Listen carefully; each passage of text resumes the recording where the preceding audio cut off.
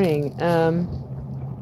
I say the word good loosely, knowing that we live in a world where the word good very likely means rotten shit. Have you ever heard the story of winner and loser? This is a real story. There was a father, and he had 2 children. And he named one winner, and the other one he named loser, because he wanted to do an experiment. And when Winner grew up, Winner was in and out of prison, was known to be a violent man and a criminal, could never keep his family together, do anything right. Loser, on the other hand, became the captain of the local fire department, if I'm not mistaken. Upstanding member with a good reputation in the community, and loved by the family and by all. And so some people think that means that some people will use the story to mean that, you can't tell something by its outward appearance and what it's called, right? Because, nobody knows what's inside of their heart. Don't judge a book by its cover. But what if there's something more insidious going on here? What if it's not a simple name game, an inversion of meaning? What if it's not a simple, purposeful false naming to give the public cognitive dissonance using phonetic sounds for the wrong ideas? But what if instead it was right? What if, to be a winner in this world, you have to completely fuck up everything?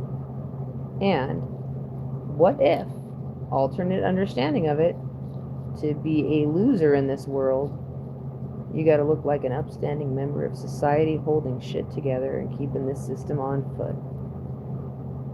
And then I said, boy, that sounds right, doesn't it? The real loser is the guy with the good reputation, keeping the society up. I didn't say it. This guy named his children that, and then, your universe or your God said it. If you just join me, we are recalling the story of winner and loser. This is a story, a true story that you can look up. Please, I encourage you to go on Google and type it in and see if I'm lying, because I don't believe I am. There was a father, I think it was about 100 years ago. He had 2 sons, and he wanted to see what would happen in an experiment, and he named one winner, and he named the other one loser. And as we were just recounting, loser became the captain of the local fire department, an upstanding member of the community, loved by all, respected by all, held up society. And loser ended up in and out of prison, couldn't hold his family together, couldn't do a goddamn thing right. Now, normally when people interpret this, they say it's because, people judge by outward appearances, but only God can judge the heart. Or don't judge a book by its cover. It says one thing, but it could be another. Or they'll take it to the next meaning.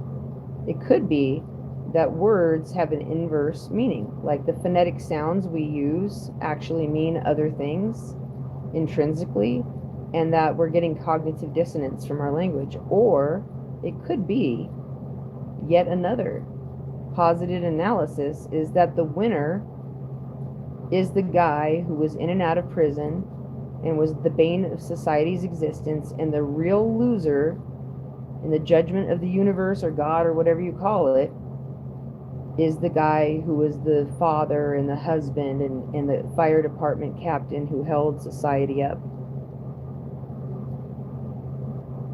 And if we look at that case for a minute, what would cause that to be the answer? What would be the meaning? What could be behind that? For loser to be the person who is an upstanding member of society, society would have to be so bad that no success of it could be justified. Now, to the Al Bundy. I was listening to some stylometrists many years ago. It was one of those, not National Geographic, but one of those documentaries from PBS or something like that. And it's not so different than what my brother was taught at Loma Linda University, which is a Catholic university. And what he was taught there is, and it's just mandatory, it's part of getting your college degree at Loma Linda is, or not Loma Linda, sorry, at Loyola Marymount, is that the Bible is written by multiple authors. So if you're looking at like the book of Exodus, there's like 4 different authors or something like that, right? So then they had stylometrists go in there and look at the book of there's a documentary with stylometrists who were examining the story of Dinah being caught in Shechem. And stylometrists look specifically at connective words. And to give you an example, right now, stylometrists, they can identify a writer in 60 words or less on the internet. So say like you were a terrorist, which I'm not, and hopefully you aren't either, but if you were, and you went out there and you wrote a little short post somewhere to your buddies, and it had 60 words in it, the government could identify you by your connecting words like to, the, and, a. It's not the adjectives, it's the choice of connecting words. Then there's a mathematical sort of thing for like how often you use certain ones. And it's like your writing style, it's your signature. And in 60 words or less out of the entire planet, if you post something, if you have your IP address, they can trace you back to your location from those 60 words. So if you ever want to not be traced by stylometrists or government people, I'm not really in any trouble and don't need it, but if you were ever like writing a spy book and you wanted to incorporate it, they would have to either drop their connective words or get an algorithmic book where they choose different codes of like they write whatever they're going to write, then they're going to have to go back through it and have like 429,000 different programmed connective word programs, and then look a different random one up that day, roll the dice, choose it, and then put all your connective words in, and then they would never find you that way, I guess. But so the thing is that stylometrists looked at the book with the story of Dinah and Shechem, and there is different authors, but one of the other things they realized is that in the books of the Bible, but what they recognized is that they said that they could recognize more than one authorship in there, if I'm not mistaken, and also that the authors, they can analyze someone's writing, and they said that the authors were analyzed as having a lack of emotional affect and having they described all the symptoms, but basically psychopathy. And so they were saying that the people who wrote the story of Dinah and Shechem showed the way that they wrote it for the horror that went on doesn't fit, even using the linguistics of their time. It shows that the writers were feelingless bastards. Okay, I'm just going to gist it for you. Feelingless bastards. So let's carry that out what if it's not just the story of Dinah and Shechem? What if anybody who would join with writers like that is naturally either a heartless bastard or is someone who enables heartless bastards? And so then now you've got another situation going on. You can actually reverse engineer the Bible to find out the character of the writers. So rather than looking for the truth of the Bible as, oh, what should I find in the laws that I should adhere to? I'm looking at it saying, who the fuck wrote it? What's your character? Because we need to know who the problem is. And I've assessed from reading the Bible and the stylometry experts, basically what they described was the character of Al Bundy. Wrote the story of Dinah and Shechem. And I thought, Al Bundy. They didn't say the word Al Bundy, but the person they described is, if you held up a description of Al Bundy, the description they gave, it would fit. And I started thinking about all the overarching character of the Bible stories. And I was like, they say that if you put a bunch of marbles in a jar and you have like different people comment on it, and guess how many marbles are in it, they'll get it wrong. But if you have like a lot of people and they have everybody in the room give a guess and they average the guess is often actually just right. And I was looking at the average of all the characters in the Bible, like a jar of marbles. And I wasn't even doing that. I was looking at the Bible, and then I was looking myself being like a jar of marbles with a lot of opinions. And I was looking at the Bible, and I was like, the average of the guesses lands at Al Bundy. The author of the Bible and the character of the Bible is Al Bundy. Now, who is Al Bundy? Have you watched Married with Children?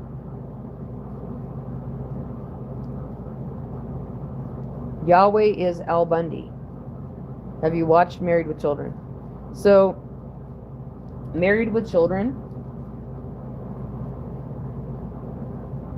is a show where this guy is a shoe salesman. Oh, hold on, wait a minute. Somebody here was like, Bible verse. Here, why don't you give me a Bible verse, buddy? Do you know one? Do you know one?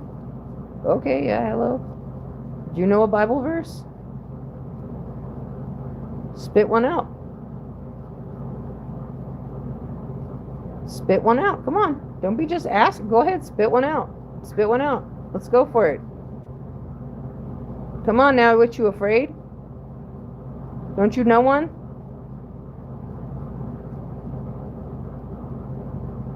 Oh, you thought I was talking about a Bible verse. Do you know one?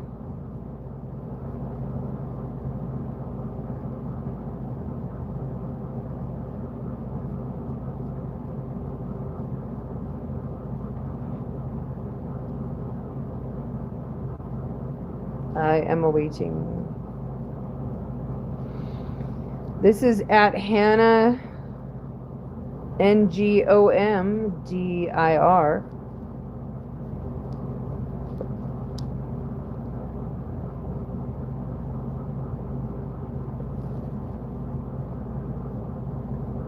That's not a Bible verse. I'm still waiting.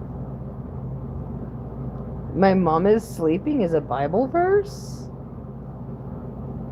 Are you in England? Is that why you say mom?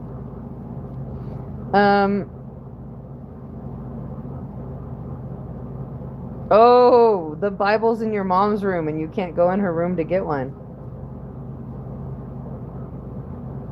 Is that what you're saying? You're saying that the Bible is in your mom's room and you can't go in her room to get it. Is that what? Can you give me a guess? Like, am I getting it? Now she says, nah, I'm so confused. Well, oh, you're leaving. What happened to your Bible verse, man?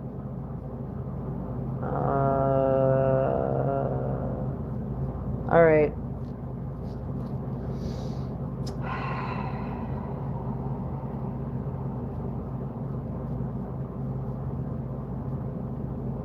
Al Bundy. Al Bundy. His farts smell gross and he talks bad. Al Bundy. Al Bundy. Is this really the kind of guy you want as a dad? Al Bundy. Al Bundy.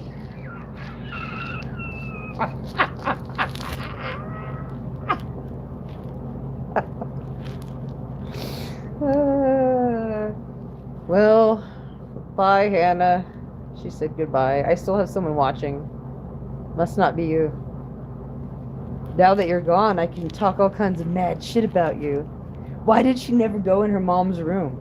How hard is it? Doesn't she have a phone? She could look up a Bible verse on her phone. It doesn't make any sense.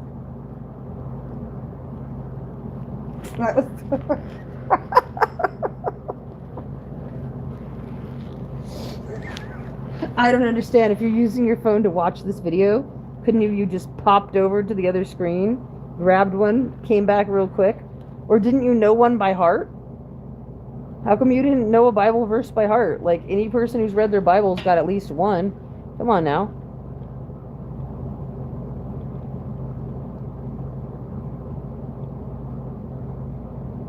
Al Bundy. Al Bundy. Boy, isn't he gross. Al Bundy. Al Bundy.